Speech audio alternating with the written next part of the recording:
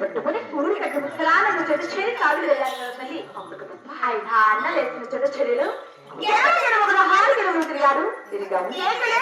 తల్లిని కుమ్మలు తొలిగా అన్న లేచిన చిన్న చెల్లిలో మాత్రం ఆ యొక్క తూర్పు ఉత్తరం ఈ మూడు వైపుల పార్చుడుగా ఎక్కడేగిన ఒక్క కర్ర కూడా ఓటు కాలేదమ్మా. ఆ తర్వాత ఏం చేసావు తల్లి?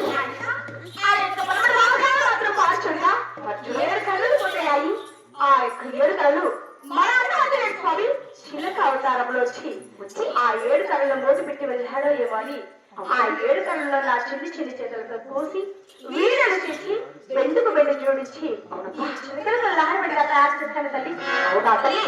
అవునమ్మా. అలా వచ్చేసావట.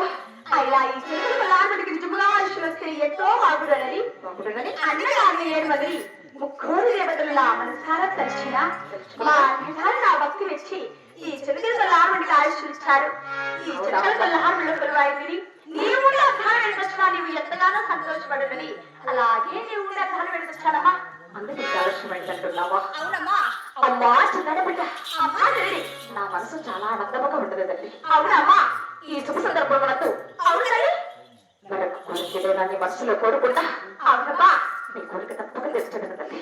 అవునా తల్లి? అవునమ్మా. అయినా శనివారం నాడు ఒక్క పొద్దులతో ఆ యొక్క కథను 7 వారాలు చూపించాను కనుక ఈనాటి నుండి ప్రతి శనివారము ఈ చిటికల కొలువాయి తిని మన పావుల 16 వీధులు ఉన్నటువంటి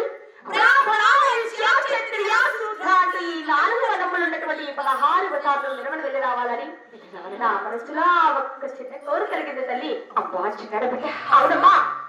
అలాగే వెళ్ళి వచ్చినవా తల్లి? అలాగే వెళ్ళి వస్తారమ్మా. అమ్మా. అవును తల్లి. ఈనాడు కాదు తల్లి. అవునమ్మా. ఈనాటి మళ్ళీ ప్రతి శనివారం కూడా. అవునమ్మా.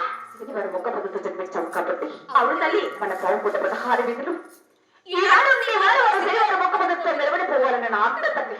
అవునమ్మా. అలాగే వెళ్ళి వస్తామా? అలాగే వెళ్ళి వస్తారమ్మా. అమ్మా చిన్న బిడ్డ. అమ్మా. అమ్మా.